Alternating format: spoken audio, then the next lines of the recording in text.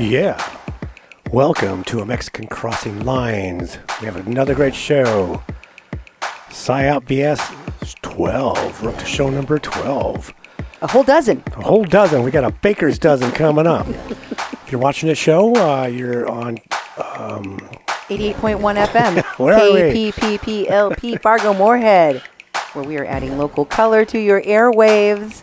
And tonight on Psyop BS Part 12, I have got an exclusive. Pew, pew, pew, pew, pew. You do not want to miss this. This is the exclusive, never before aired interview with Wes Clark. Now, if you've been following the American Psyop Podcast put out by the Midas Touch, or actually they were the producers of the show, I believe. Let me share what the people that produced this show are. We have journalist Emily Bicks, who interviewed Wes Clark, or put a tape recorder in the same padded cell where he was and hit record. Yep, and then came later and inserted some of her stuff. Yeah, she inserted very incisive questions like, how did that feel? Yes, and he's like, blah, blah, blah, blah, blah, blah, blah, blah, blah. Yeah, really, really dumb questions that allowed them to record him without stopping. Yeah. And then make it seem like an interview took place of some sort.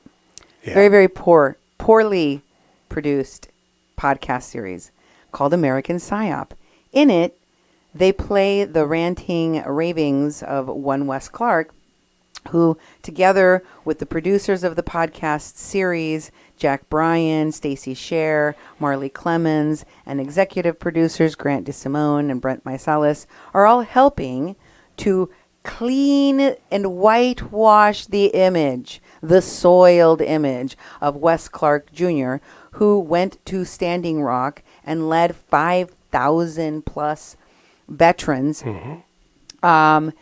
to supposedly stop the building of a pipeline here in North Dakota, the Dakota Access Pipeline, which they never stopped from being built, and which led to a whole host of people getting defrauded and all sorts of other crimes, including the kidnapping of an elderly Lakota woman with dementia, and her daughter, who was put in jail and falsely accused of elder abuse back in 2016. Yep. In the process of investigating everything related to this crime committed against Kathleen Bennett and her mother, Mary Trujillo, we talked to Wes Clark for a year or more. Yeah. How many hours of recordings of interviews do you think we have in total? I don't know. Let's see. If you were to guess, I'd say about... would you say there's more than 20 hours? Yeah, absolutely more than 20. Absolutely more than 20. Yeah. Okay, how about 40? Is there more than 40 hours of recording? Yeah. Yeah? I'd say that. Yep. How about 50? Would there be more than 50 hours? I think close to that. Around 50? Pretty much would all that of be 17 a good, into 18. And Yeah, it could even 50. go over that amount, more or less. It Yeah, could I be. think so. I think so. That's a lot. It's a lot. That's a heap ton Yeah. of interviews. This guy called me and spoke to me because you were in the room most of the time I was having these conversations with Wes. Yeah. Whether it was unbeknownst to him or not. Yeah. I know he was probably sitting in a garage with his bong, but me, I was sitting in my living room with my husband and my kids. Our house isn't that big. Usually. You know? In fact, in this interview, you might end up hearing my kids in the background. That's right. Or my husband. You never know, but you might hear them in the background because they're around. Now, in this never before aired interview with Wes Clark, he is referencing a series of shows that I did. Oh, that's the station dog, and he's getting upset. Our station dog's upset. We've never had him do that before. Is it because of all of the BS in this interview? I think so. Yeah, he gets upset when he can smell BS and he does not like it. Remember when he went into a barking fit when Trump came on the TV? Yeah, he wouldn't quit. He wanted to Every time jump Trump on was the on screen. and somebody says, that's good. That's a bad man. Okay, calm down. Yep. Calm down. Just let us go for a bit. We need to talk about Wes a little bit longer, and then we'll play the recording, and you can leave. Yeah, there you go. Okay, puppy, calm down. Calm down. It's all right. Come here, puppy. Come over here before we can pet you, and you can calm down. Come here, puppy. All right. So he's never done that before. Normally, he knows that when we're in here recording, he's got to be super quiet. You got to be quiet now. We're doing a radio show. You want to go find your dad? Want to go find your dad? Good. Okay, now he's left the studio. Yep, he's gone. I shut the door on him, and he can't come back. No longer a puppy. Well, studio puppy. Now the studio, the puppy's voice will be recorded for That's right. all of eternity, along with this interview. Mm-hmm. So what I was saying was that I played Freaked the F Out Part 1 and 2. And 3. And 3, I think. These were replays that we recently posted on Duke 1517. If you haven't ever heard of them, That's right. You can go back and listen to them. But I will summarize for you what is the content of those shows. It is a deep dive into a meeting that was arranged for Wes Clark Jr.'s daddy, Mr. Wes Clark, retired General Wesley Clark, who senior, a former head of NATO, advisor to many presidents, and in my estimation, possibly working in the background for the Trump administration. Yeah, I think so. And because we learned from the American Psyop podcast series, that his daddy was working for a company that was invested in the Dakota Access Pipeline. While this whole thing was happening, his daddy was working for the pipeline company, which Wes claims not to know about. Like he claims not to know about what his dad was doing or what Sadef was doing with the Turkish Forum, propaganda publication for the very, very deferential for the Turkish government. Didn't know, claims he didn't know what his daddy was doing. He has no clue that his daddy was involved in all of these things. Never mentioned the fact that his father was in the Nexus group. That's right. And that he was connected to the people of the Nexus group as well. That they were all working with the people, the billionaires surrounding the pipeline and the oil industry. And he pretended he didn't know how to pronounce Nora Maccoby's name. Some lady named Nora Maccoby, he said. If you listen to the interviews, if you listen to the past shows that I have been interweaving with my publishings, my broadcasts of the the Psyop BS series, which is now up to number 12. Yep. This is number 12. I have been playing on Duke 1517 and on Facebook. I've been replaying my shows. Okay. That tell the story of what was happening at the time in the background, what things Mr. Wes Clark Jr. was saying to me. And if you listen very closely, he really wanted me to believe, he really wanted me to understand that he and I were having a very genuine and a very trusting relationship, because he told me on more than one occasion, if you listen to these hours and hours of interviews he had with me, that he pretended like he was also a crazy person. Yeah. When crazy people came and talked to him, like Jim Channon of the Men That Stare with Goats, that Jim Channon and the Earth Battalion. Okay. He told me, oh, you know what I do when all these crazy people come and talk to me and say, I am a prophet? I say, me too. my Metatron. Yeah. And he laughs, right? So he wanted me to know that his being mentally unhinged is as much an act as anything. And he said why he did it. He said he told these people that he was crazy so that they wouldn't try to kill him. Yeah. Okay? If you listen, he tells you all of that. And then at the same time, he makes the excuse for himself, really in earnest and for the first time in this interview you're going to hear right now, that he wasn't mentally stable. Yeah. We shouldn't really even be airing these interviews, which he totally gave me permission to record and air. Mm-hmm. What you will hear at the beginning of this interview is him telling me, checking in like he did almost every single show I did in which I played his interviews. He was saying to me, hey, I like this. I like that. Mm-hmm. Or adding some additional information. Guess what? I just talked to this Congress member. I'm glad that you're recording this. Put this on the show. Tell people about this. Yeah. Right? You hear him. Give me directions. And tell me to use these things on my shows.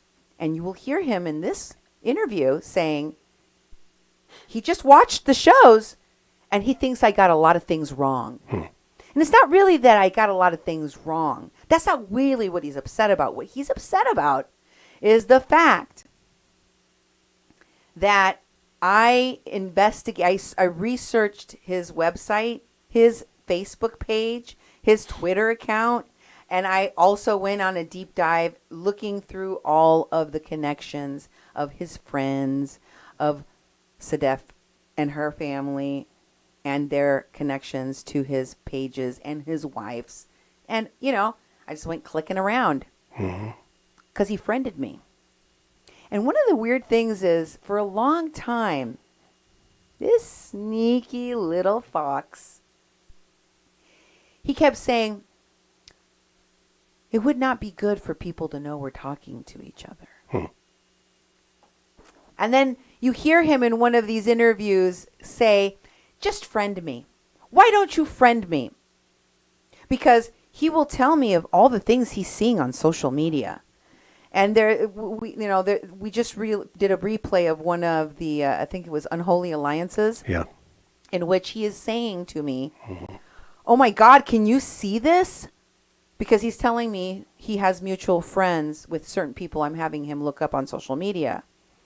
And Christina Hollenbeck is one of his mutuals. Yeah. And he acts like he doesn't know her either, even though she's in the Nexus group that her and her daddy are part of. And then he says, oh my God, are you seeing this? And I keep saying, no, she's blocked me. I can't see any of her stuff. That's right. I don't see it at all. Have you seen this post? Let me read it to you. You want me to read you this new post? And he keeps reading and reading to me. And then he finally says, I'm like, oh, let me send you some other things, some other social media people I'm connected with that you should see. And he says, you know what? Just friend me. Just friend me. Right? And this is like close to the time when I went through his social media and did this show showing the pictures of his wife and Sedef and all this other stuff. And maybe he didn't think I was going to scour his social media once he friended me. Yeah. Maybe he didn't think that I would be thorough enough to figure out that he'd been lying to me this whole time. But I figured out the connections between him and Sedef. I found their connections. And then, of course, I went through. I think Sedef had friended me at the time. A lot of these people ended up kicking me off of their friends list afterwards. But at the time, I was like, quiet. I went to work. From the time I was doing the whole Unholy Alliances shows, he got, he would keep calling me, keep talking to me about these things he wanted to do. And we talked about the shows. And then he gave me that in. Yeah. And then once I had his social media account. We're not friends anymore, though. No. Nope. He's not my friend no more. Nope. But I will say this. When I was his friend, I went through his social media, and I discovered he was lying to me. I felt insulted. I felt used. Hours and 50 hours of my life with this guy pretending not to know anything. Ooh, I'm a fumble. Oopsie daisy. I can't help with nothing because my brain's broke. This is the nonsense that he was feeding me. This weaponized incompetence. When in fact, he was involved with all of these people in this campaign, this monstrosity of a spectacle that they created that led up to QAnon and the coup. This is the guy and all of the circle of his friends that were involved in that.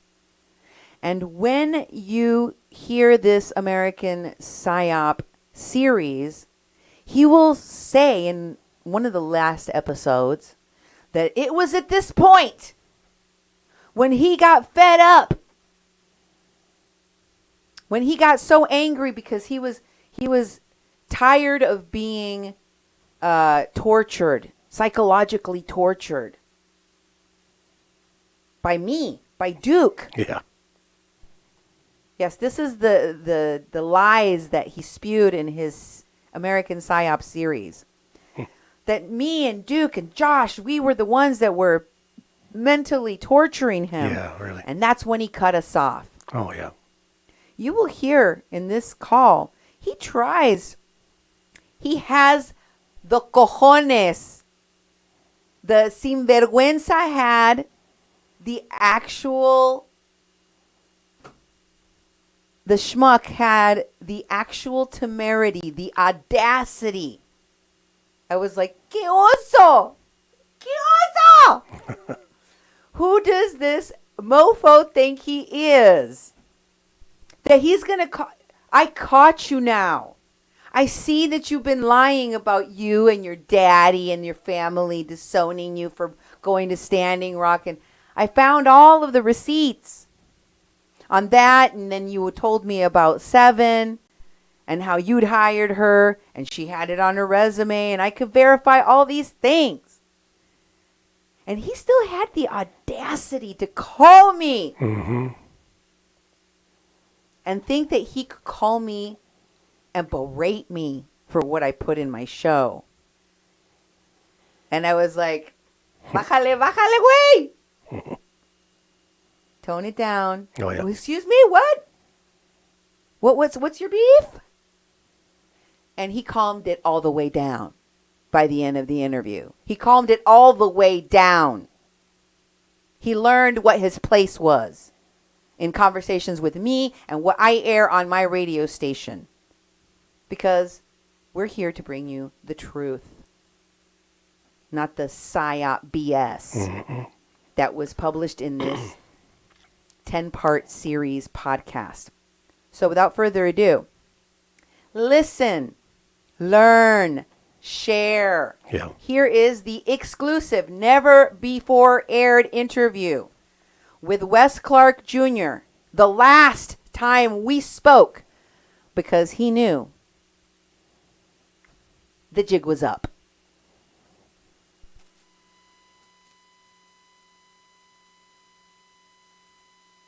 Oh. Hey. Hey.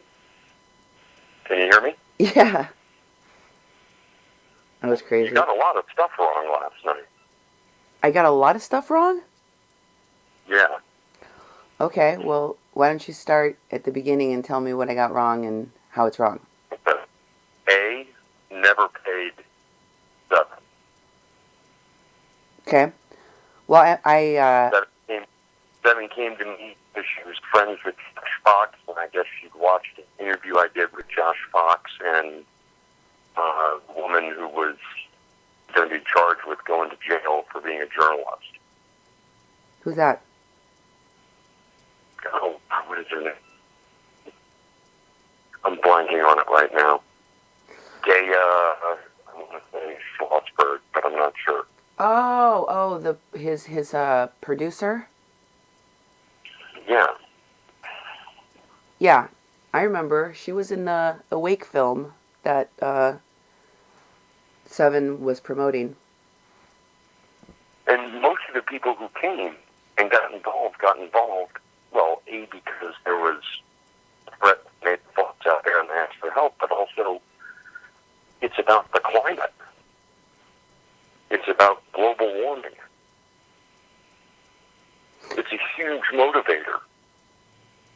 Right. I know it had a huge part in me going out there. The other thing is, you knew I was friends with Sadaf before Standing Rock. Yeah, you told me that. And I wasn't in any of the pictures at the barbecue because my son was in the hospital with a broken arm. Okay. So I never met Sadaf's dad. Okay. And to insinuate that I can't have a barbecue a week before I'm going someplace where my father, who I trust, tells me it's very likely I could be killed or spend 10 to 20 years in jail, and I'm not going to see my family or friends again, somehow that's like me being selfish?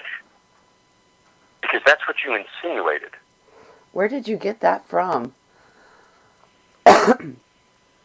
The comments you were making about House and, oh, the 20th of November, you know, look what they're doing, they're having fun. You know, think about what else happened on the 20th of November. You know, it was like really, like the insinuation is beyond over the top. You also realize Seven is like an abuse survivor, and if you looked at more than just like her, I don't know, LinkedIn profile, like maybe IMDb, you'd see she'd been a child actor and was traumatized by the entire experience and worked a whole bunch of jobs in music and movies and television. I don't know nothing about Seven. No, but you went out there and you implied that she's somehow part of like a plot to take down the United States because she went out to Standing Rock to cover something for an issue she cares about. I didn't. And the whole thing just got me thinking, like, you know, you do realize, like, when we were speaking last summer and all this shit was going on, I was like crazy. I mean, you understand that, don't you? I think that you'd like people to think that you're crazy, but I mean, No, Cindy, when I went down to Arkansas, to have brain scans and radiation put in my fucking blood. You getting treatment for And cancer? the outcome of it was that I had CTE. Which is? And that I had a lack of oxygen in my brain. But you can't honestly believe that as we were talking through all this shit and all my insanity on the religious stuff that I was completely 100% there. And then the way you kind of insinuated that my wife and I had something to do with it, that I went out there for any other reason than the reason I was asked to go out there. As I've told you a million times. And by the way, implied that I somehow knew where Kathleen Bennett was because two people asked me, hey, come here, take a selfie with me, as I was, like, walking through. And by the way, it wasn't behind that curtain that they were putting people who were hurt or sick. That was behind the stage. And I didn't see Kathleen Bennett there. And frankly, even if I walked past her, I wouldn't remember because there were 10,000 people. And I was sleeping an hour a night. So, to imply all this stuff because, like, you know, or like, oh, this dad brought a fucking submarine to Little Rock as part of some Turkish thing. And you know who else is there? Wes Clark. Well, you know who else does? The Stevens Brothers, the richest private equity firm in America. You know who else is there? The Clinton National Library. You know what else is there? The Walton family has stuff there. I mean, I could make the same allegations to you and say, well, Cindy's told me her brother hires right-wing reporters, and she does know the governor, and she did say she used to babysit for him. So maybe Cindy's like a secret Republican. But do you understand what I'm saying? Because that's the logic you were using. And I may have been wrong about many of the people that I said were infiltrators. A, because I was out of my fucking mind. But B, when I talked to you about this stuff, I said, you have to follow up with it because I'm not a reporter. Yeah. Well, I am. So to just like quotes from me as saying that's the evidence, that's not enough evidence. Because if I and all this, I would have said it myself, but I just had suspicions. You're breaking up a little bit. Can you hear me now? Yeah, I can hear you a little bit better, but you broke up in the last sentence there. I didn't hear what you said. Yeah, can you hear me? I heard, can you hear me? Okay. How about now? I heard everything you said now. Okay. Okay. You heard it.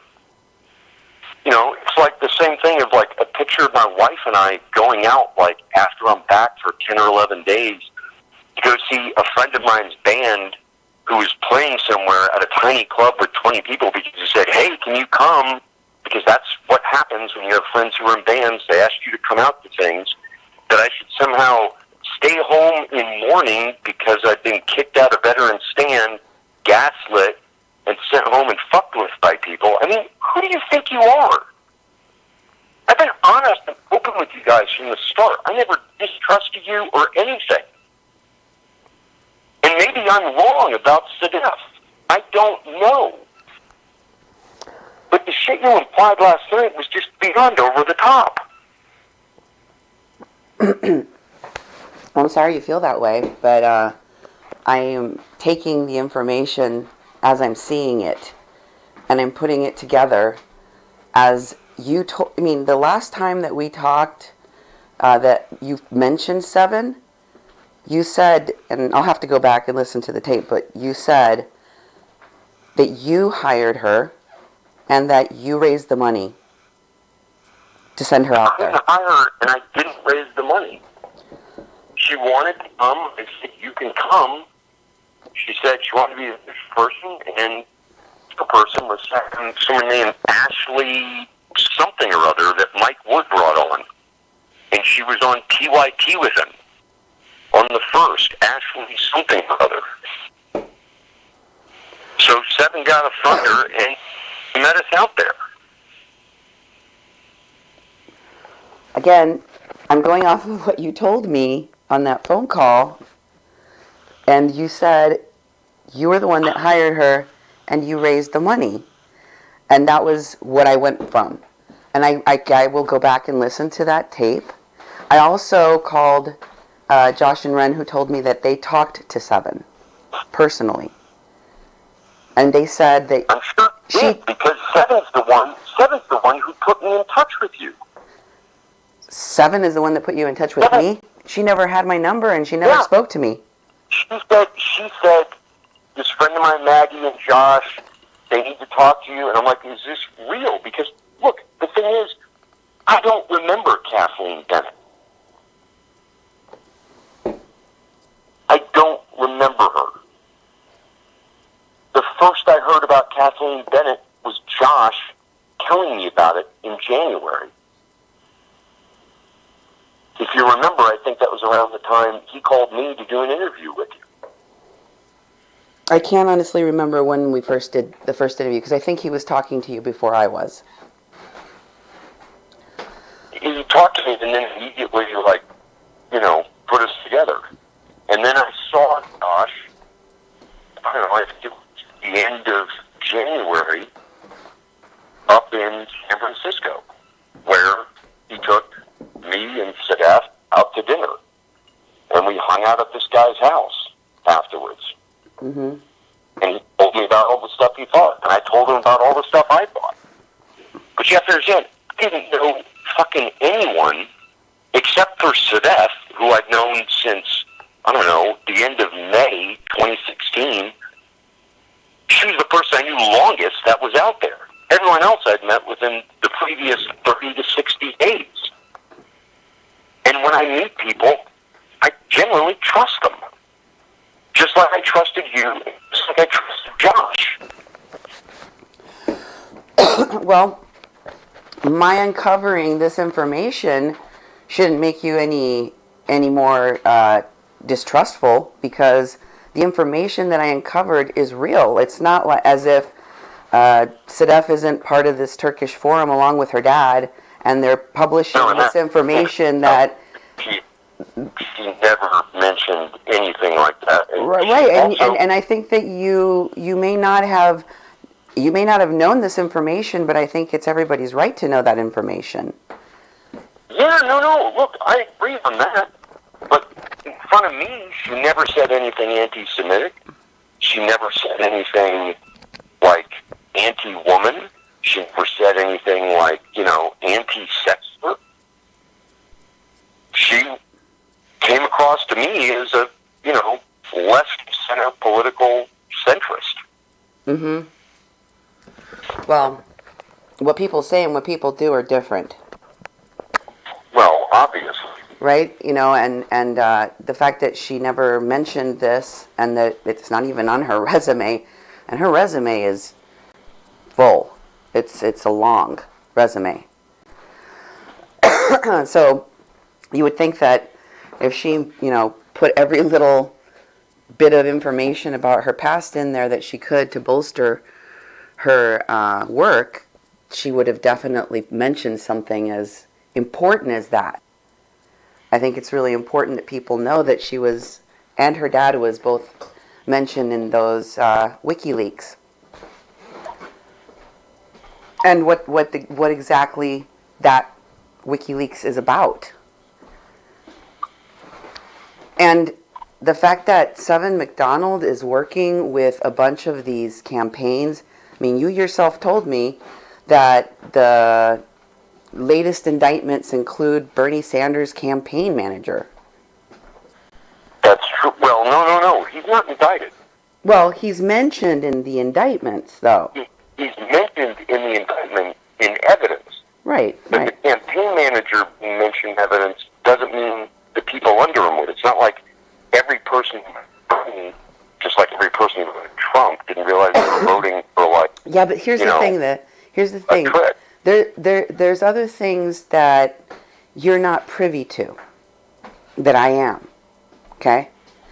For example, let's see, when would this have been? This would have been after I interviewed Sedef with Chris Dussing. Would have been around that time, okay? And my conversation with her was very awkward. When I first, I wasn't intending to talk to her because it didn't feel like she was interested in having that conversation.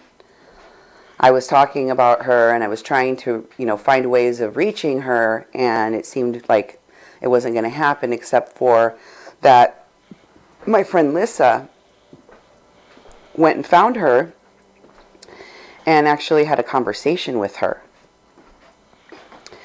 And, she told my friend Lissa that she had been dealing with all the fallout from L'Oreal Blackshaw out at the camp. And she explained to her that L'Oreal had crashed a vehicle, a rental vehicle, into a boat.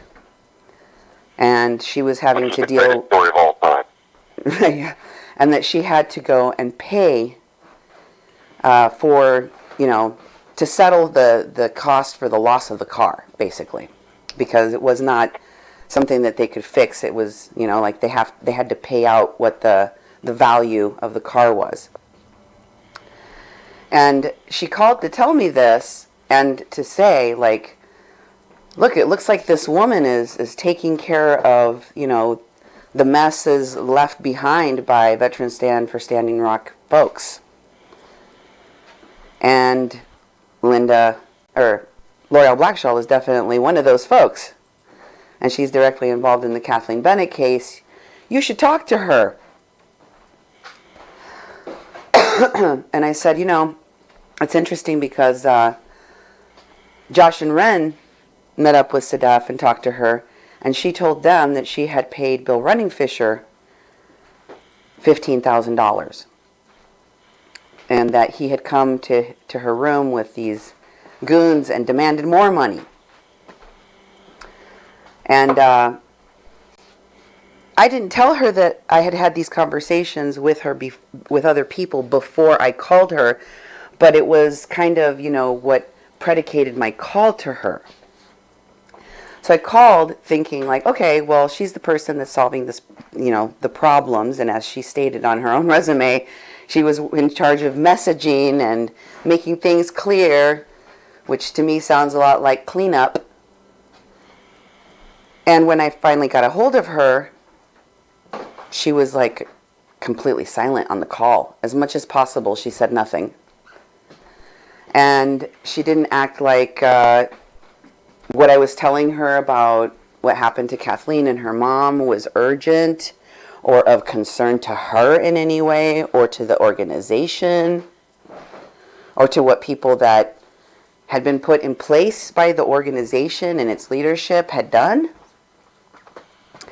And she basically told me that there was a ACLU lawyer that said that they were interested in helping in Kathleen's case, and she would have that person talk to me. And that ended up being some fishing expedition on her behalf that ended with very little help. Nothing really for Kathleen. And during that conversation with Chris Dessing on the phone, also being quite silent, after that conversation happened, I talked to Maggie about it, and she was telling me about how Seven was going to do something about this. And she and Seven were writing a letter to Sedef and telling her, urging her to handle this situation and to do the right thing, because they strongly felt that she had liability in this issue. This is a person doing PR work for you. And she is, according to her, I don't even know if any of this really happened, to be honest with you, but they told me that it did. And so they sent off this email, this strongly worded email to Sedef, to which apparently she had a very negative reaction. So, in the spirit of trying to act as if she cares about human beings or cares about women in particular, or women of color or indigenous women, she got a big fat F on that front. She didn't do any of the correct things that I would have expected of somebody that acted as if they give a fuck about what's happening to this woman and her mom. Like, she didn't even have an emotional reaction to me telling her this story, like, oh my God, that's terrible, like, oh shit, like, any other human being that I talked to had an emotional reaction. You're telling me that you never heard her say some racial epithet or do like these performative things that make someone look bad. I'm telling you that when I talked to her, my interactions with her, what I've known of her behavior with regard to this case, it was awful. Their response was awful, as was the response of many of these other people. She literally just sent me a text as we're on the phone, first time I've heard from her in over a year, saying that I should be ashamed of myself.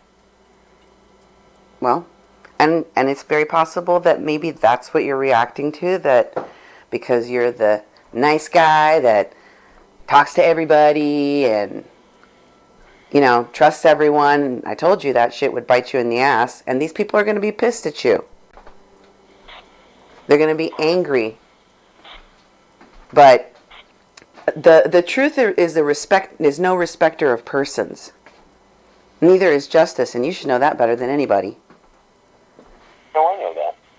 And telling the truth is something that, if if this is the storm of people that surrounded you and they need to be exposed, then so be it. And if you have your integrity intact, then you should have nothing to worry about here. They should. I got that. So that's what I'm saying, that there should be no reason why the insinuations even should bother you, because the insinuation is these people were around you and they were doing bad shit. That's not an insinuation, that's a fucking fact. If you weren't doing anything bad, then you have nothing to worry about, but they sure fucking do. Because what it looks like that they're involved in is no bueno. And something that Maggie told me that she was talking to Seven about should worry you a lot. Because she knew, Seven told me, and Maggie told me she sat in meetings with Seven where they were planning shit. And she said, she was like so freaked out. She kept asking me, "You're not recording me, are you? You're not recording me." And I'm like, just spit it out. I can't even fucking understand what you're saying. You're talking in code and you're not making sense. I don't know what you mean. What the fuck are you talking about? And she's like, it's because, it's the Russians. The Russians are involved. And she was talking about how there was some kind of Russian, collusion involved in all of this. And I think there was. well, yes, obviously, I agree with you, right? There was a point at which when you brought it up to me, I was like, okay, well, Wes says a lot of things, so just kind of take it in stride and see what happens, and it turned out to be true. But she knew that, and so did Maggie. And they're connected to a bunch of people. Frances fucking Fisher? Clint Eastwood's baby mama? You mean the guy connected to the NRA, where there's more Russian collusion? You mean that people? Yeah, those motherfucking people.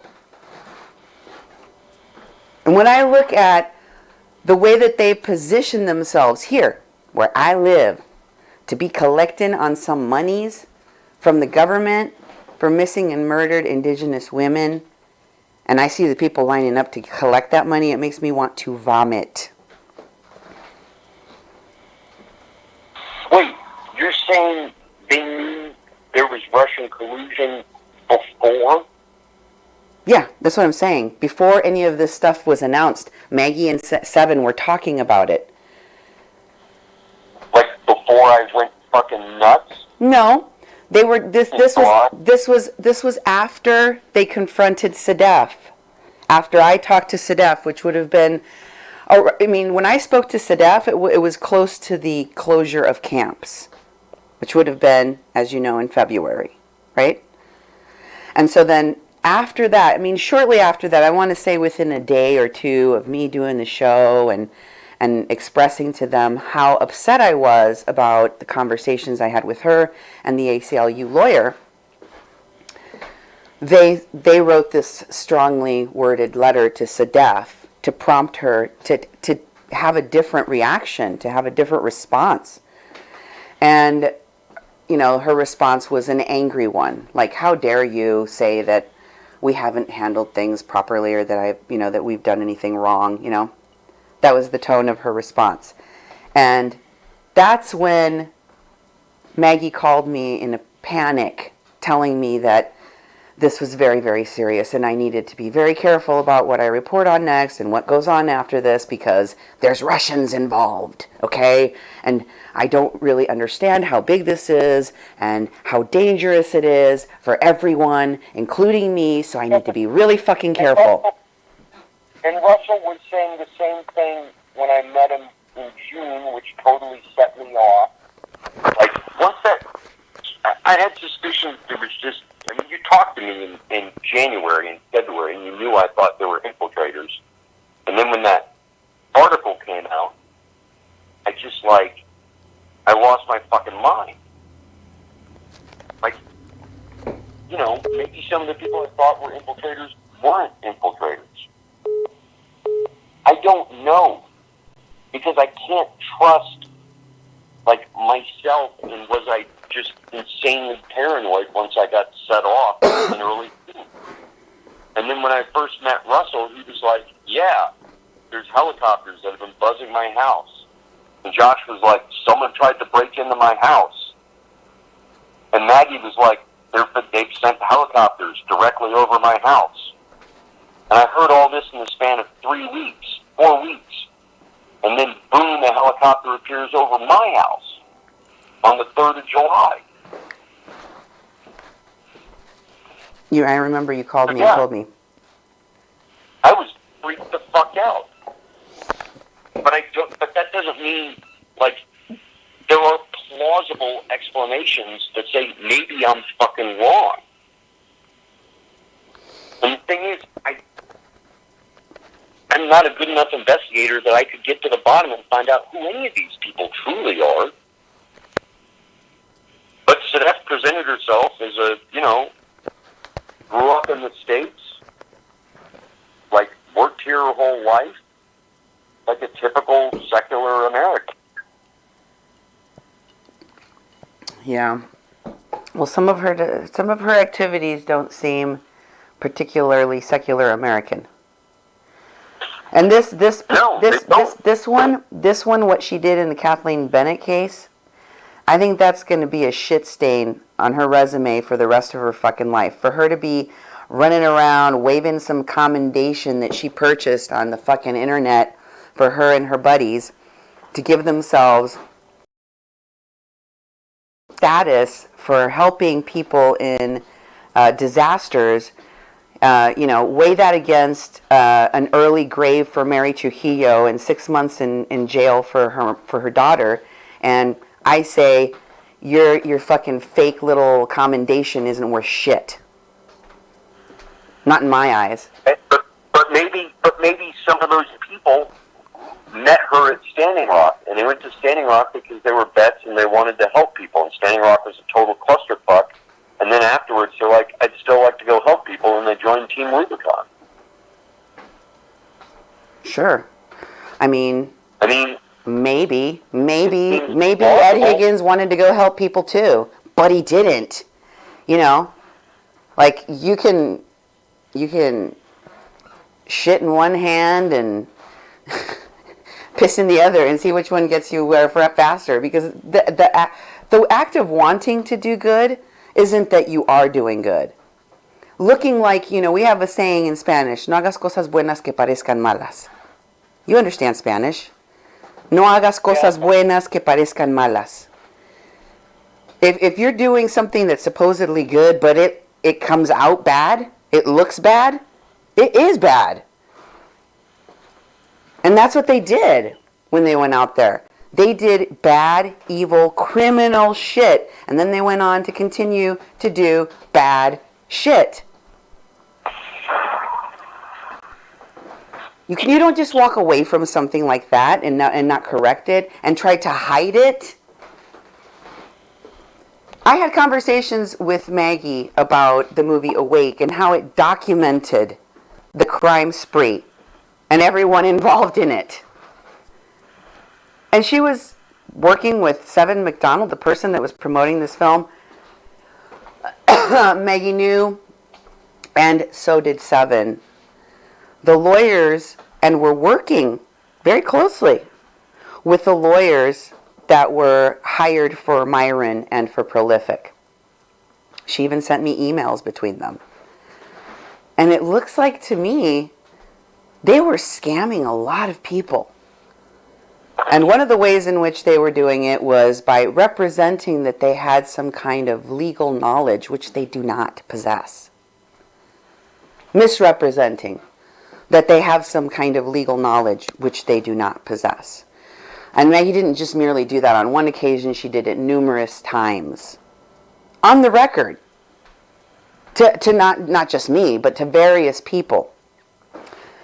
Including lawyers who then accused her of being a fucking liar and trying to con them. And she sent me the emails. So, these people are hella problematic. Very, very, very problematic. And they have a lot of money and celebrity from Hollywood backing them. And I think people deserve to know that, especially people in the media, you know?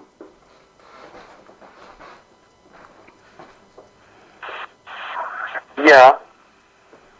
But Seven never gave me any reason to think she was anything than what she was.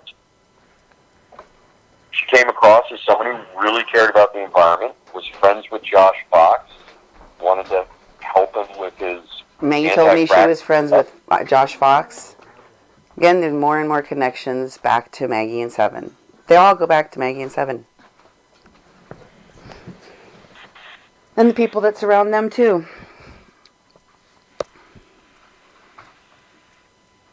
Well, I'll just have to wait and see what your investigation turns up, because they've never given me any reason to doubt them. I mean, Maggie does, because she struck me as even more paranoid than I was. Right, but again, Wes, and you said this to me, and I'm going to tell you something I said to Maggie once upon a time, okay? You have to check your own privilege in this situation. And what I'm talking about here is your connection to specific people. Because when I started talking about exposing Vanessa Boland and Olive Bias, Maggie had a reaction. And she was very upset because she wanted to give time to Vanessa and to Olive to respond to her friend Jonathan Klett prior to me doing my show. And she wanted me to very carefully choose what I said and what I didn't say about Vanessa Boland and what I had found about her, what she said, what she's done, what she hasn't done. Because I could be wrong about her. Because, so, you know, this reporter that she's with, she claims, has a completely different view of these people, and I could be wrong. I could be completely wrong. And then she made a cardinal mistake with me that I'm warning you not to make. And that is, she tried to keep me from telling people what I had found. On the basis that I could be wrong, and also this other person was going to talk to those folks, and they were going to try and uncover what I think. And I said this to her at the time. I said, I think that the bias that you have here is that this is your buddy Jonathan's project. He went out there and he filmed these fucking phony people who it turns out are con people. And he's got his documentary to put out. He's got a thing that they got to put in film. And they don't want to have to cut out that part of the film. I think that's what your problem is here. And I'm going to ask you not to try to control my broadcast. Just because I have given you access to talk to me, and I have given you my unvarnished view of things and been honest in my conversations, it doesn't mean that you get to tell me how to do my fucking job. And after she had a week, because I gave her that opportunity that she so desperately asked for. I mean, she practically threatened that, you know, I could be destroying the reputations of these people, and that she was basically making threats on their behalf. So I let her do it, and I let her have these conversations with these women and Jonathan Klett, after which she told me they lied. They lied to him, and she heard it while they were talking on the phone. And then she gave me permission to go forward and say what I already knew. And I was like, if you ever try to do that again, we won't be talking anymore, okay? I know it makes you uncomfortable what I do and how I do it. That's normal. It happens to everyone. But that doesn't mean that you get to tell me how to do my work or how to present the information, because it's visceral. And it's something that I've been working on for a really long fucking time. And I'm not just connecting the information that I got from one source. I'm connecting the information from multiple sources, sometimes half a dozen or more at a time. So, with all due respect to your opinion about these folks and what they may or may not have done, or how you may or may not have felt that need to distrust them, you got to let me do my job here in reporting what I see and what I have uncovered. And I haven't even scratched the surface yet, Wes. Not even close.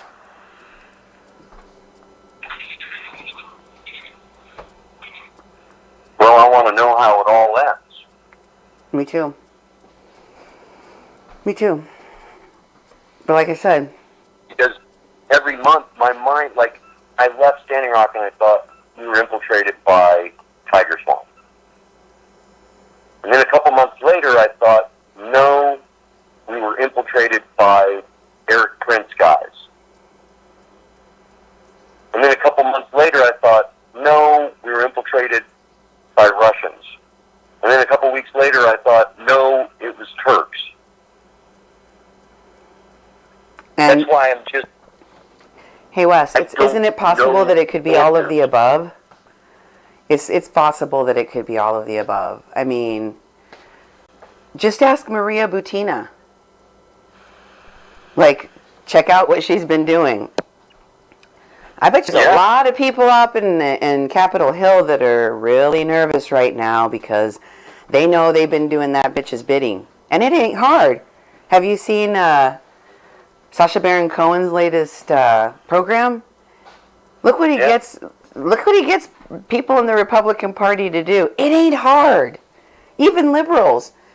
You can, it's confirmation bias. People want to hear what they want, what they like. And that's exactly why they were able to get those people to say and do what they say and do. And a lot of the people up there in Capitol Hill that have had dealings with her and that were advancing a Russian agenda on behalf of the Kremlin, whether they did it wittingly or unwittingly, are checking themselves hard today. They're examining themselves. As I'm sure President Trump did on his way back from Helsinki, because he probably thought when he was there, he was, doing great, playing his greatest hits. Everybody was loving it and eating it up, but he realized on his way home that went horribly sideways on him. And that's what's going to happen to a lot of other people right now. They're like, oh, fuck. And if these indictments are any indication, it's only the tip of the iceberg for what's coming down. Oh, from what I've heard, thousands of people are going to be arrested. Well, there you go.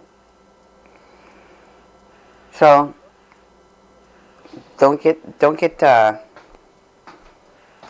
scared or don't get, surprised by the number of people involved or the number of people that could be working together.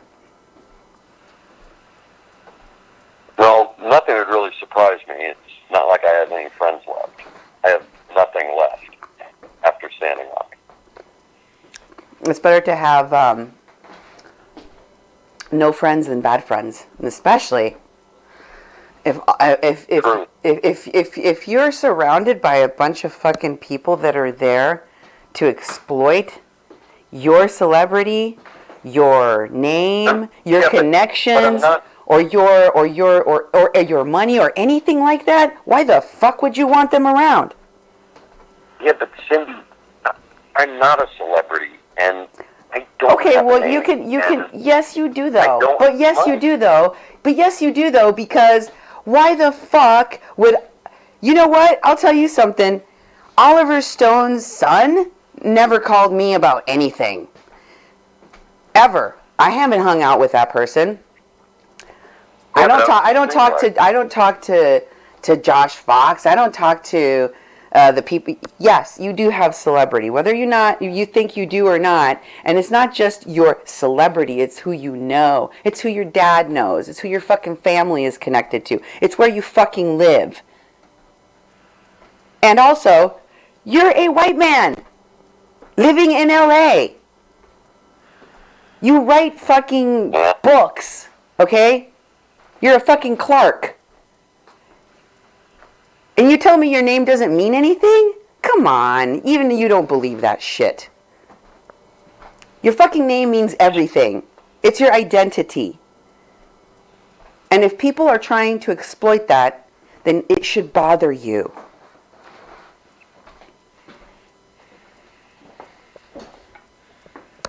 It does bother me.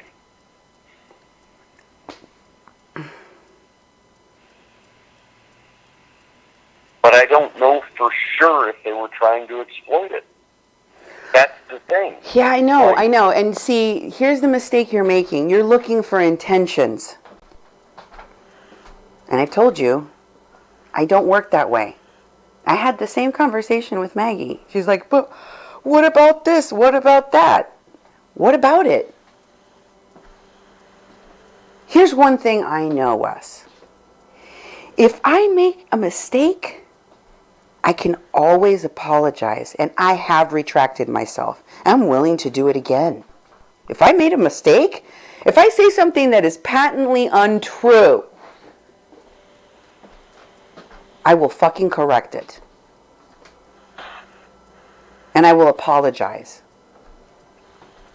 But that and not saying anything because you don't know for sure, because you're looking for intentionality, that's bullshit. And I don't play like that.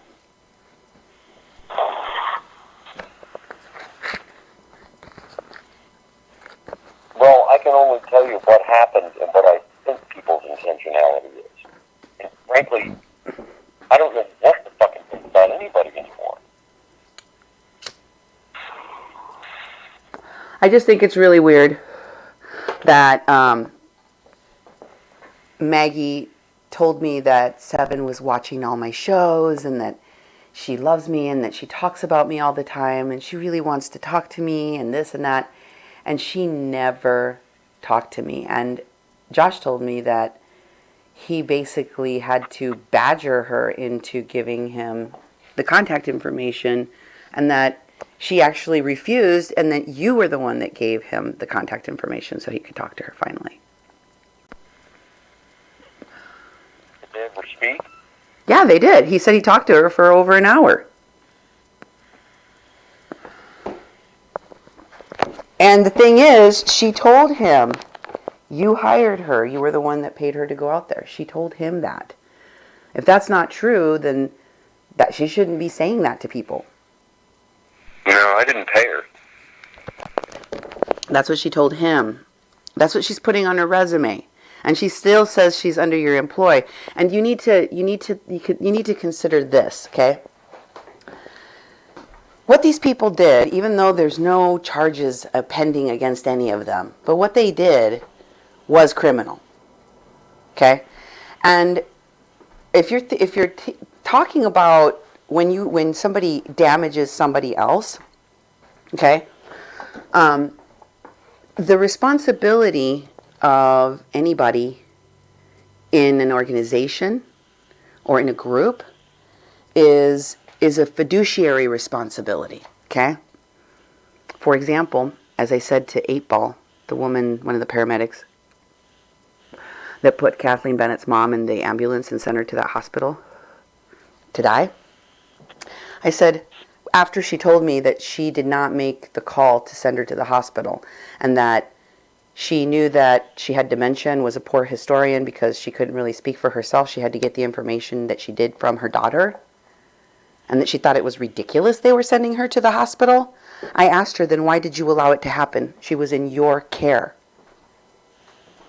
Why didn't you stop the ambulance? Why didn't you say, no, she's not going anywhere. She doesn't need to go anywhere. That's ridiculous. I'm not going to allow it.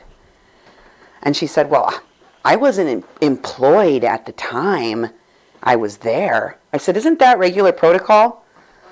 Chain of custody from one person to the next is that while that person is in your fucking care as the primary caregiver for that person, and you are an EMT, you are a firefighter or officer from your town, you're trained, right? Did you ever just hand somebody off and go, yeah, go ahead and take him to the hospital, even though they were under your care when you knew they didn't have to go? No, but I mean, she said, I wasn't employed. I wasn't being employed there. I was volunteering. I said, well, that don't mean shit. In the eyes of the law, that doesn't mean anything. You still had a responsibility for somebody that you took on the care of. You may not have been getting paid for it, but you fucking took on that role at the camp. And you put her in that fucking ambulance and you sent her to the hospital knowing she couldn't speak for herself and knowing that her mom wasn't in the fucking ambulance with her. How is that different from deporting a fucking parent without their child? Like, that's fucking evil, what she did. And when I told her what she did was wrong, she started to cry.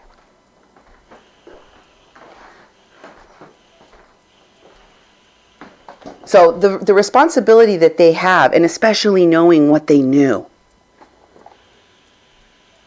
is immense. And Maggie was constantly in conversation with Russell. Now I know why. And they're not just trying because they want to have control. Because they want to manipulate what's happening. Because they want to put in misinformation, doubt, fear. How did you feel when you saw her? How did you feel when you hung out with Maggie? I felt like I was going to be hunted down by people on the street for days. That's what she does. That's how she made Josh and Ren feel. I mean, she tried to get me to believe, and this is crazy, that Brad Kilmer, the male crystal ball, the guy that paints glitter on his beard, that she says some guy that looks like him attacked her in her parking garage in LA. In the middle of the night, she fucking calls me frantically to tell me this.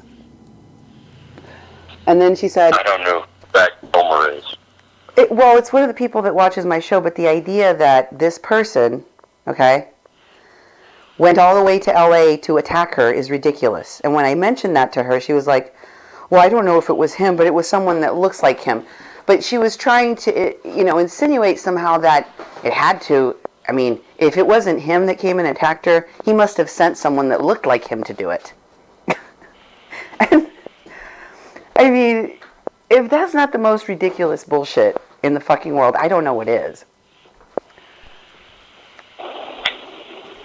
The shit that these people have been able to fabricate out of thin air, the crazy lies, they're crazy.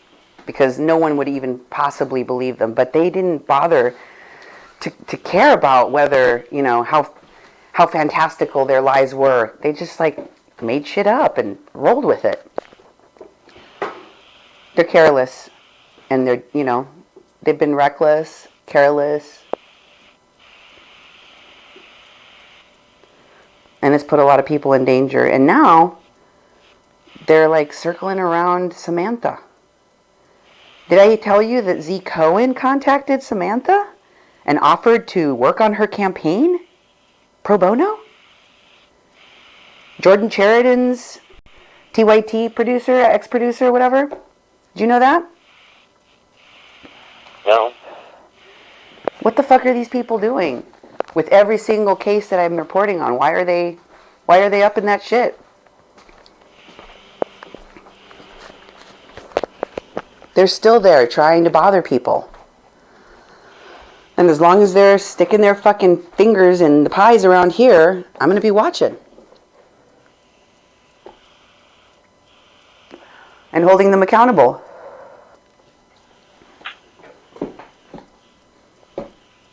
You gave me a list of names. I'm still going down that list. That's why I played that recording so people could hear the names. Here's the names.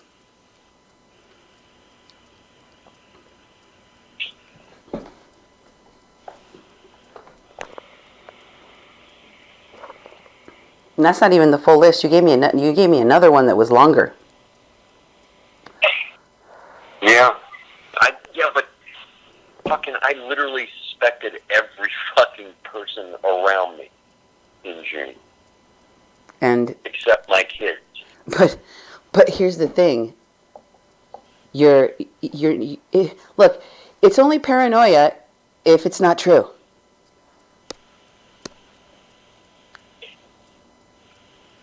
But what are the odds I would be completely surrounded for months? The same odds as me being completely surrounded for years now. And Samantha and all of these people. How long? Have they been putting... Didn't you pay attention to the cases that they were talking about with these Russians? Like, some of these people have embedded themselves for years.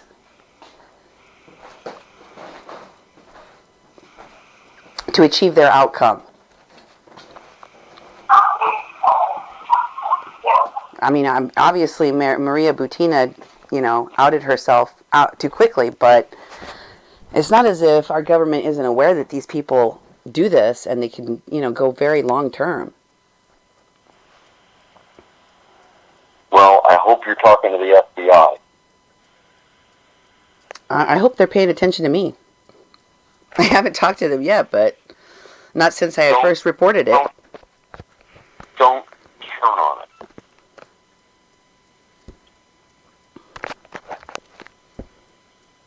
Don't count on them. They don't pay attention. They're understaffed. They're compartmentalized. And don't count on it. If you know something, like you say yourself, know something, say something, that's you. That's on you. That's true. Because I can't verify anything, okay? And I have zero credibility with anyone. Because I lost my fucking mind in public on social media last summer. I don't necessarily think that's true. I think maybe you feel that way, but I mean, that's a subjective opinion about, a self-deprecating opinion about yourself, but I don't think that that's how people feel about you in general. No, everybody thinks I'm fucking crazy. I just got a message on Facebook literally 2 days ago. Just because the only people you hear from are your dissenters doesn't mean that everyone feels that way, though.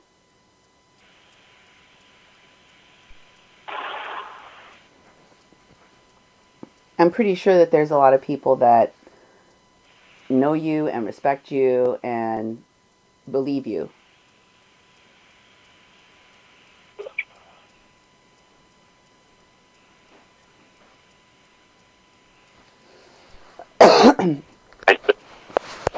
I just don't know what is fucking...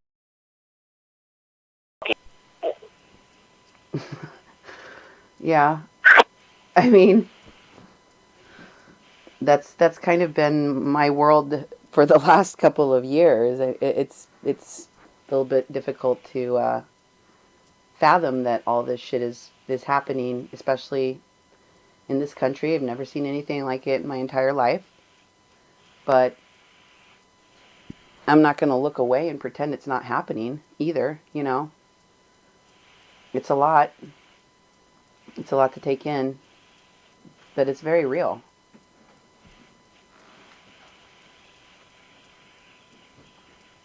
I just can't trust my own perceptions of it, which is why I don't say anything about it publicly. I know. But... Because the thing is, Cindy, last summer, I really did think I was talking to God. Well, I don't think that it's far-fetched for you to feel like you can talk to God.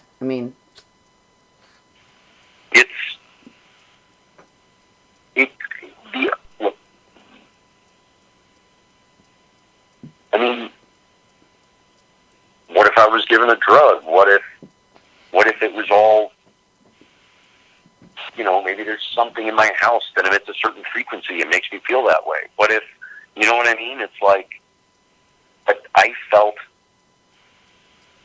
during that month that I was literally talking to God. So I'm not believable. I think that, when you're under an incredible amount of stress, things like that can happen. But your recall, for the most part, stays intact. I've interviewed a lot of witnesses in my lifetime. And, I've even talked to people that are schizophrenic. So, half of the shit that's happening is a hallucination. But, in the stories that they tell, you can still piece together what took place. there's still enough information that you can figure out what the fuck happened. Because, you know, the part where he told me that he was talking to a dog, I mean, yeah, that part probably wasn't real. But the part where he said he went all the way to the FBI office, I can verify that. I can check it out and be like, did this really happen? You know? So, and that was an example from a thing where I was talking to somebody that was schizophrenic. Real life example I just gave you. Okay? So, like, yeah. Well, I'm not schizophrenic, and the thing is, I'm on medication, so I don't have those blood flow shortages. But you know, it's still, even with my mind intact, it leaves me questioning fucking everything, and I don't like feeling that way. Well, perception is one thing, but I mean, like I said, there are things that you can verify. I mean, your perception of what happened may not be something you feel you're comfortable in trusting, but, you know, people being at certain places at certain times, people's connections to certain governments or their job resumes or who they talk to or how much money they paid for this or what, you know, that stuff is like, that's pretty solid. And I'm, like I said, I'm not just going off of things you told me. I'm talking to half a dozen people. I'm going back and listening to recordings of what Maggie said, of, you know, what Josh and Ren said, of, you know, interviews that I did with veterans. I have so many interviews I have never even played. I haven't even listened to them again since I first did them. Like, literally fucking hundreds of them. I'm not even joking. Hundreds of fucking interviews that since I did them, I was like, okay, that person was crazy. Next, let's talk to this other person. Next, you know. And now I'm like, oh, shit. I got to go back and listen to that interview now. Because this person was saying some stuff I thought was crazy then, but now it's not so crazy, right? And it takes a long time to do, but I mean, once I go back through and I start putting all this shit together, it's like, it's like a puzzle. It starts coming together.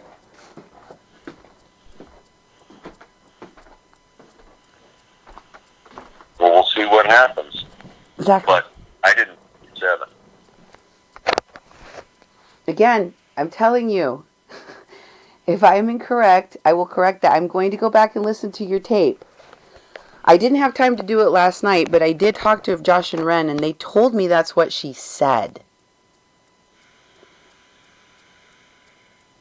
to them. So, this is, if she's misrepresenting that, that is something that should be called out, right?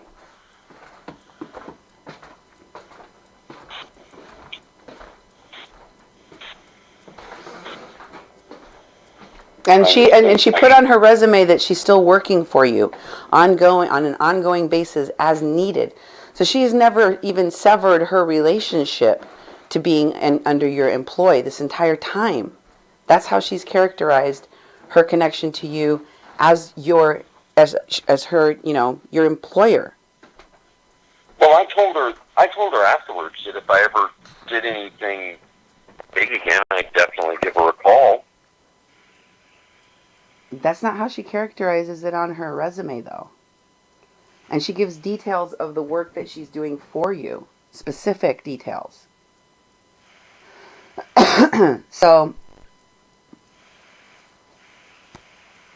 that's a contradiction.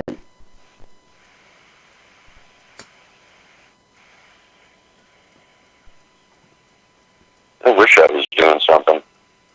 But I can't do anything from now on. Because I don't trust fucking anybody.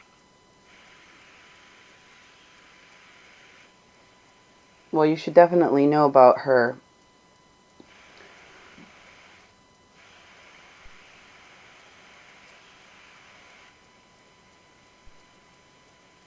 Like I said, Maggie's conversations with her were very extensive. She obviously is very connected to Francis Fisher. And James Everybody's fictional. Yeah, exactly. And like I said, what's Frances Fisher connected to? Clint Eastwood and the NRA. Like, But when was she with Clint Eastwood? Frances Fisher? When they Yeah. had a child together? No. When? He had like 5 wives. Oh, yeah. I mean, she still does stuff for him. Like, he does, like, benefits for animals and shit, and she shows up and promotes them, and yeah, they still do stuff together. She does promo stuff for his work. Well, it'll be interesting to see where everything leads. But I already told you everything I knew a year ago. And I'm not saying that that Seven and Maggie knew that there was some Russian collusion involvement here, going back all the way to when they first went out to Standing Rock. I'm not sure when they learned of it exactly, but I know when she told me about it. And it was at around the same time that I was confronting Sadaf, that I contacted her at the camp, and that they wrote her that letter.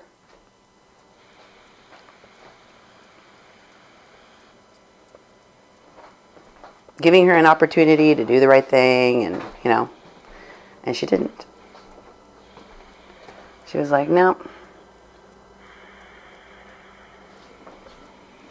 And that was something that she was very concerned about. So Maggie knew that there was some Russian involvement in all of this. She was very scared about it. And she said her and Seven didn't know. They were like, oh my God, we've gotten ourselves into this thing. But they fucking knew how serious it was.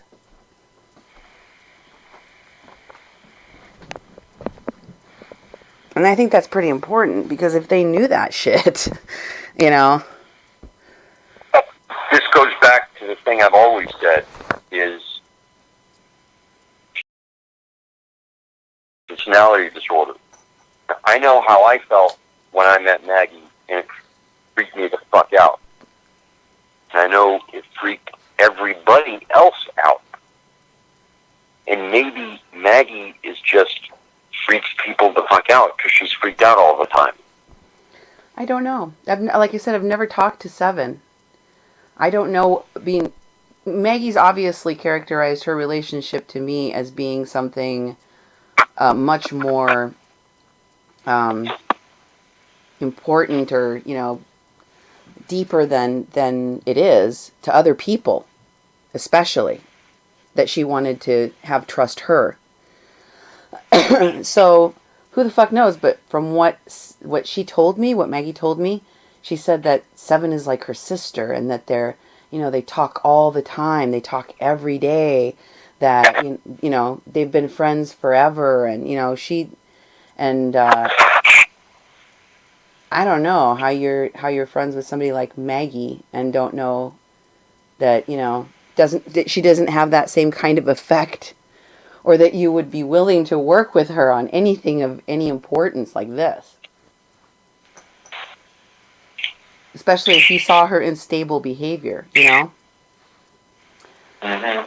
And that she would even take her to your house? Like, what's up with that? She didn't take her. She didn't take her to my house. I met her the same week. I met Russell when Josh and Brent came to LA. Like, they kind of told me what they thought was going on. And I heard everybody's scare stories, and they're like, but there's more. There's more. And,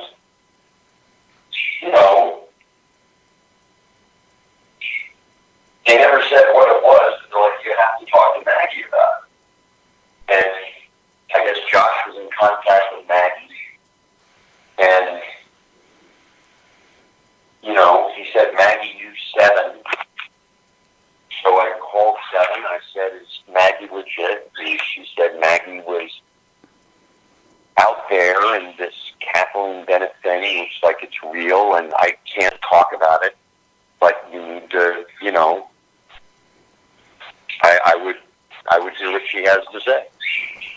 And I don't know Josh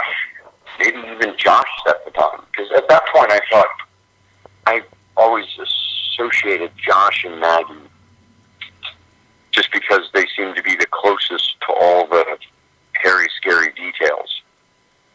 And then Maggie came over that night, and I was freaked the fuck out. But Maggie told me she went over there with Seven. She wasn't there with Seven? She was there alone? No. Yeah. Josh told me that Maggie and Seven had gone over there together as well. How did they both get the same impression? I don't know. I seem to only remember her being here once, and I was so freaked out, and my wife was so freaked out that she's like, that person's like, that's when my wife was like, all right, nobody else is coming in the house. You mean Seven or Maggie? Maggie. Oh.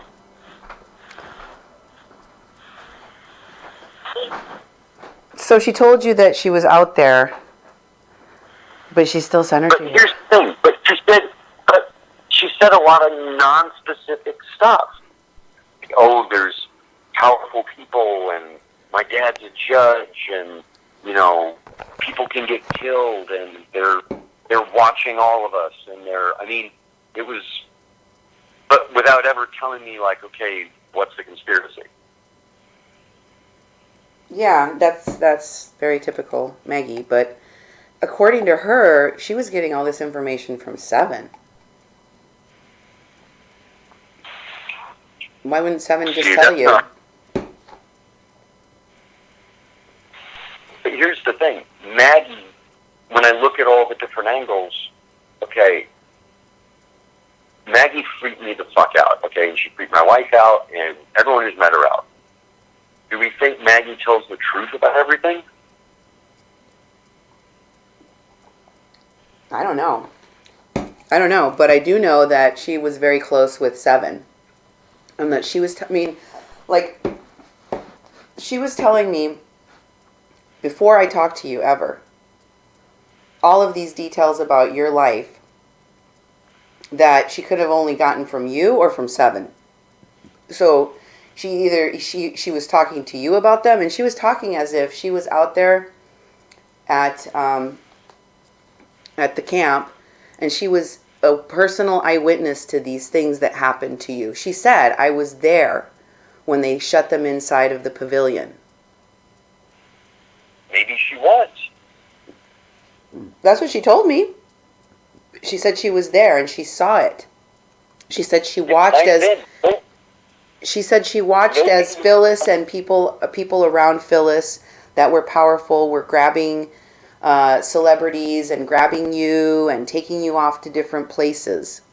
And she said that it bothered her because she thought that they were using ceremony to keep celebrities and people that were able to intervene or, put their faces out there from being on the front lines or from, getting close to any action. And she specifically told me that about you, and she said that it really bothered you because they were watching you constantly and they had handlers trying to, keep you from going anywhere, and that you actually had to, sneak out so that you could go and get to the camp and see what the fuck was going on. Yeah, essentially. And I could also see... And then later, you told me all that shit. Yeah. So, either she has gotten that information from you or she got that information from Seven. And she was talking about it as if she was witnessing it herself and telling me about your marital problems and your problems with your family, with your dad. She might have. She did. She told me all of this stuff in advance of me ever speaking to you. Well, but she might have been out there. That's the thing. Because I was around Seven, I don't know, probably 5% of the time, maybe. Everybody knew everyone else out there except me.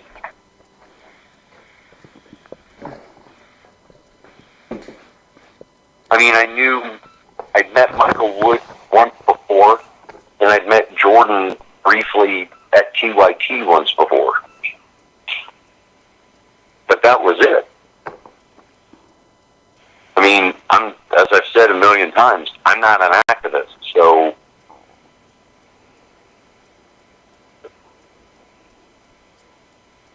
Well, the mission that was going out there was touted as a form of veteran activism. And it's what has been continued by SADF and, all of these other organizations doing disaster relief, like veterans doing actions, delivering service, and, promoting healing in the world through their service, right? maybe they find life in the civilian world meaningless. Possible. It's possible, but I mean, that's the message that was put forward by the folks that went out there in the first place. So there was this expectation from everyone that that's what was, you yourself told me that when you met up with Sheriff Laney, they were saying, hey, we received orders, we received, documentation of your intended activities, your activism out here. And they thought you were going to have weapons and you were going to hurt their officers, etc. And you told them, like, we're not doing any of that shit. So yeah, there was expectations. Well, but you understand, that was the Russian piece of it. The Russian piece of it was anonymous trolls threatening the police, while at the same time anonymous trolls threatening environmentalists. Mm-hmm. That's the information war aspect to it. That's what I said to him on the bridge. I said, first of all, it says in the order, no weapons, no nothing, and it's totally nonviolent, and even if you get hit, you can't hit back. But I also told them that we were in the middle of an information war, and the goal was to create violence. And, Phyllis and them, they knew that people were pushing for that. And they didn't want to see any violence out there. Well, they were perpetrating it. They were giving the orders for it to take place. By putting somebody like Bill Runningfisher and Von Bolage in a position of any kind of authority in the camp, that's exactly what they ordered. And it wasn't just one person like Phyllis connected to this. And the person who was working closely with her, Christina Hollenbeck, who also connected herself to you and used her connection to you to give her agency to go out there. Where did she appear next? On Russian television. Right? Put herself front and center. I'm a water protector. I was out there on the bridge saving people's lives. I'm a medic.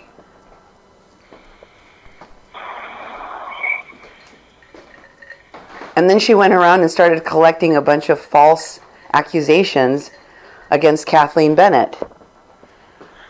And not so long ago, she contacted BJ Nastasio. Called him on the phone, said she was going to be doing some fundraising for the remaining defendants. Actually, she told him that she was already doing it on their behalf. And then when he started questioning her, like, who gave you permission to do that? How much money are you collecting? What are you going to use it for? What's the guarantee that that you're not going to do exactly what the Water Protector Legal Collective and the Freshet have done thus far, which is not be accountable to the people that they claimed they were going to raise this money for. And then she was like, I'm going to have to talk to you later. I can't talk to you right now. And then she fucking didn't call him back.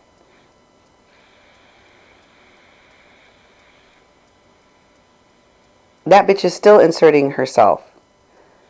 And she was doing it through Jeffrey Haas, one of the board members at the WPLC. By the way, after Samantha and BJ fired their asses for ineffective counsel, while he was still under an order of no contact with any of the other defendants in that case, one of which was his cousin, I think, or his cousin, whom they hadn't charged yet. In fact, that was one of the reasons they told him they hadn't given him a trial date, because they hadn't charged this other guy.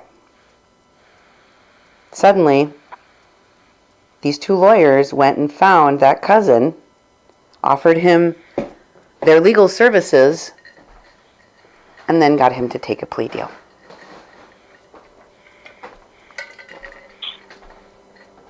Knowing, of course, that had Brennan been able to advise his own cousin that he fired these two guys, he would have never hired them in the first place. But they're like circling sharks.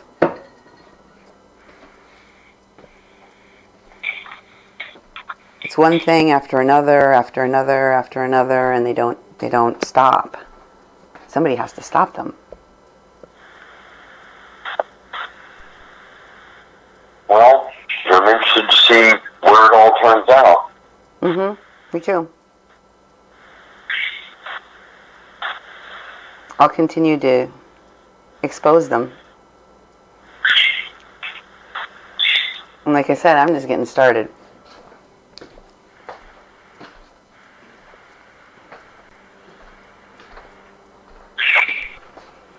I do want to know what happened. Oh, me too. But the people that know the answer to that aren't going to just sing like canaries because we want to know the answers. No, but at the same time, you also, when you see stuff, you got to report it. Exactly. Because, all it's going to take is some violent action, and we could be living under martial law. Yep. And it's looking a lot like the government is ramping up to expose a lot of people. I always remember what you said in that recording that I played last night. You said that Trump was going to order this crazy shit to happen to distract people right before they put the cuffs on him.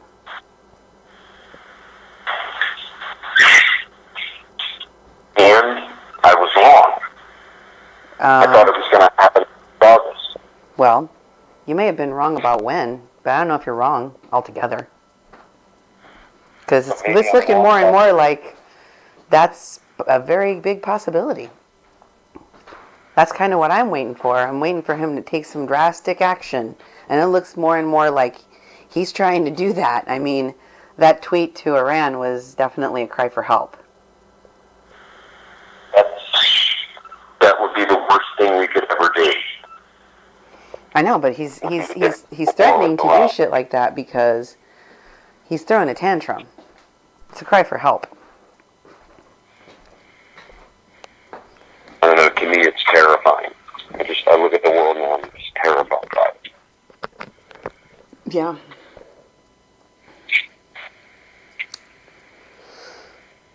Well, I'm always hopeful that the good, and hopefully there's still real patriots left in this country that are willing to fight for it to stay sovereign from some European satellite bullshit.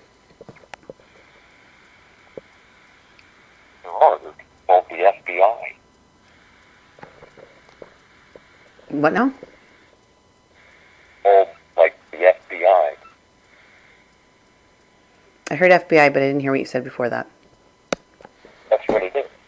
It's like there's like 2 or 3 government agencies that are still functioning. Yeah. And once those agencies stop functioning, it's over.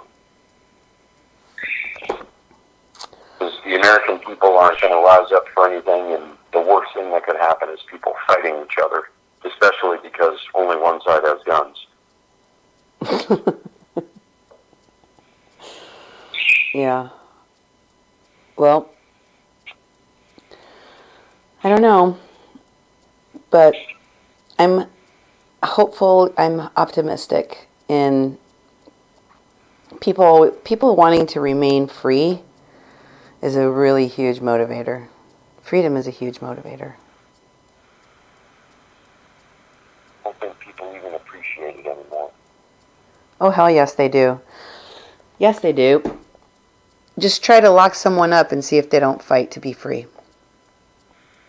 Yeah, but that's the thing is they don't understand they've lost their freedoms until they're locked up, and then it's too late.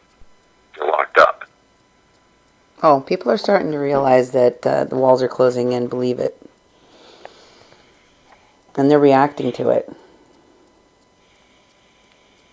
Question is, will it be enough?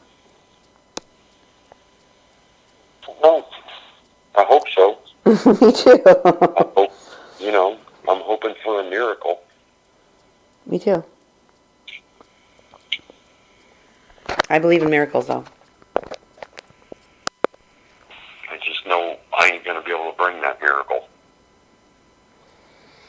No. But you may be able to witness it. I'd like to witness it. Me too. That would make me super fucking happy. Me too.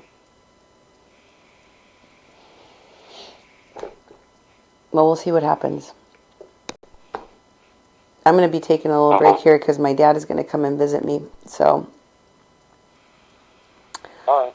Well, take care, and if you have any questions, you want to clarify something, just ask me.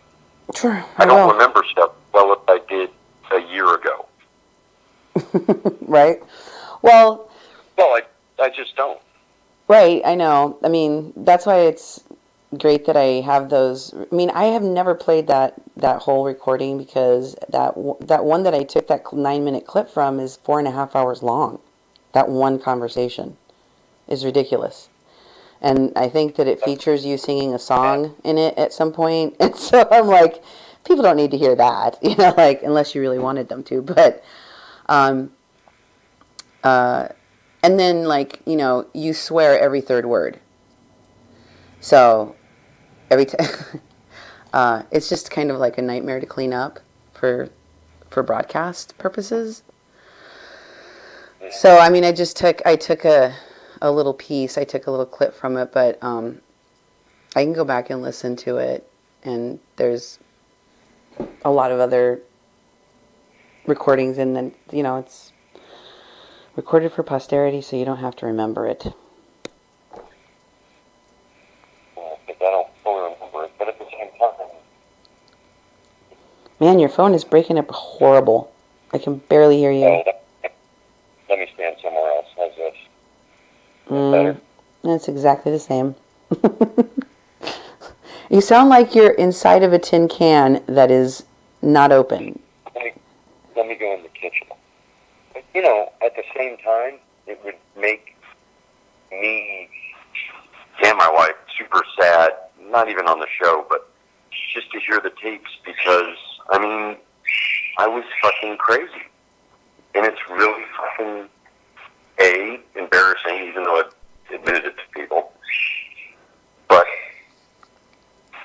it's just, I don't ever want to back to that place. Well, I don't think you have to. I don't ever want to lose my mind again. But that's my wife, and you're meeting your dad, so Okay. take it easy. All right, take care.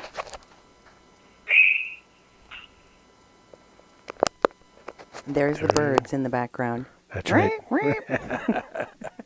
We had, in this one, we had our dog and the birds. And the birds. So, yeah, that doesn't sound like somebody that was like, I was done talking to these people. Yeah. That's why I stopped talking to them. Never going to talk to them again. He told me to call him. Yeah, exactly. He's like, hit me up. Mm-hmm. I mean, yeah. I mean, he started the conversation like he was going to like, give me what for? Mm-hmm. And how dare you say this? And you need to, correct this. Like he started to try to act like a controlling SOB, like so many of these other people surrounding him that thought that they were going to become friendly with me and then suddenly start telling me how to broadcast my shows, and I had to tell him where to go. And I told him where to go. I told him, I'm going to give you the same warning that I gave to your friend Maggie, to the people, or Seven's friend Maggie, and this is what I said.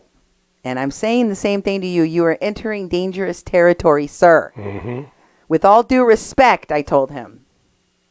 Plus, also, like, he was so arrogant to think that after, whoopsie doodling his way through this whole thing and being like, I didn't know Sedef. I didn't know that Maggie I didn't Seven pay her any money, Yeah. El que navegue con bandera de pendejo, that's not my problem. This guy tries to pass himself off as the town dunce that somehow got put in the leadership of all the vets at Standing Rock, but also doesn't know nothing, doesn't know better. Like, come on, dude. I hate the way he tries to, I don't know anybody. That's right. I don't have any friends. I don't have any friends. I'm not a celebrity. I am like, stop it. Yeah, exactly. You're being ridiculous. And at the same time, that in the previous interviews that you've heard me replaying recently, I encourage you to go to kpppfm.com and look at all of the shows that we've done recently. Go to Duke 1517. Yep. Watch the replay shows in which there are many interviews in which he talks about the fact that I told those people I was crazy because that way they'd leave me alone. That's right. The best place to go is to YouTube at Duke 1517 because there's a playlist of Mexican Crossing Lines. And that sorts by the most recent to those in the past. And there's about 430 some videos there. So if you go on our website, you're going to find it, but you're going to have to scroll down quite a bit. But these are the most recent ones we've been reposting as replays. So that's a really good place to find hours and hours and hours of Wesley Clark Jr. But the most important recent hours and the ones that pertain to this particular call, where he called me to say, I made a bunch of mistakes on my show. Exactly. Was Freak the F Out, 1 and 2. And 3. And 3. And also Let's Talk Turkey, because it gives you a background about all of the people that were involved in Standing Rock from Turkey, and especially Sedef Yaktman and her daddy, who were working with Wes. At his home that I talked about in Freak the F Out 1 and 2. You can swear. There's so much swearing on this broadcast. It doesn't matter anymore. I know, but I don't like to do it. That's good. I mean, when I'm talking to him. Well, when you're talking to him. I talk like. You're a potty mouth, but for sure. I do. I talk. Yes, I know how to code switch really well. Yeah. I know how to talk. I can also adapt different people's accents, and I can code switch and talk to people like they're talking a lot. I mean, I've done it my whole life. It's a skill, yeah. It may be a little bit on the neurospicy side, probably, but that's something that I have always done, and I definitely did it with him. And it makes people more comfortable with you when you talk to them in their own lexicon and for sure. I understand. So, his nonsense about how he dropped me and stopped talking to me like a hot potato. Yeah. Because he was so traumatized. It's just utter crap. Yeah. Along with all other stuff that he said in this you know, I want to call it reproach, but, you know, he started off with all this bluster, and then he had to bring it down. Oh, yeah.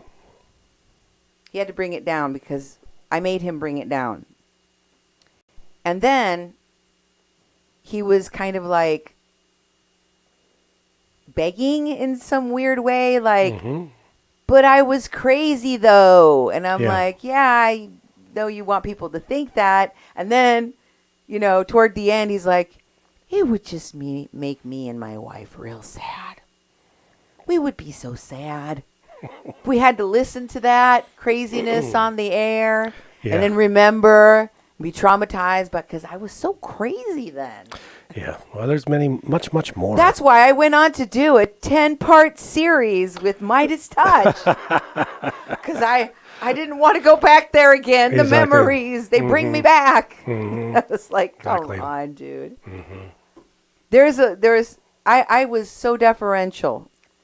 For those of you who have listened to me call Wes's BS out to his face over and over again in my interviews with him, it is surprising. It probably would surprise you to realize how much I held back. Oh, yeah. How accessible and cordial, but also very frank and honest with him I was. I gave him a lot of leeway. There's a lot of things I was like, dude, I don't want to call you directly to your face as being a complete bullshit artist, but damn! Yep. The amount of snow he is throwing in my face and acting like I'm not going to see the forest for the trees here. Like, I can't put 1 + 1 together. I'm not going to realize that you've been like stringing me along with your, I'm stupid, I don't know what's going on. No. I mean, at some point, it's insulting. And I think that the reason why he decided not to talk to me anymore had more to do with the fact that it started raining on him. He let his lips loose and encouraged me to record all this stuff. And I don't know, maybe he didn't expect that I was going to play it. Yeah. I haven't played a lot of it. Yep, I got a lot more. Oh, boy. I have a lot more, guys. I just wanted to go to the last one because I've already played the first one for you and I've played others. Yep. But there is more. Lots in between. So please join us on the upcoming shows. Go back and watch all Freak the F Out 1 and 2. Let's Talk Turkey. And then listen to this. And also, stay tuned for more because I'm going to break back into these episodes and show you what should have been self-evident to the people that produced these podcasts. Exactly. That he is full of caca. And I'm going to show it to you on my next upcoming episodes of Psyop BS, parts 13 and beyond, on A Mexican Crossing Lines with your hosts, Cindy Gomez-Schempp and Duke Gomez-Schempp. You're listening to 88.1 FM, KPPPLP, Fargo-Moorhead, where we are adding local color to your airwaves. Good night, and God bless. Exactly. Happy weekend. Happy weekend. Happy Indictment Day.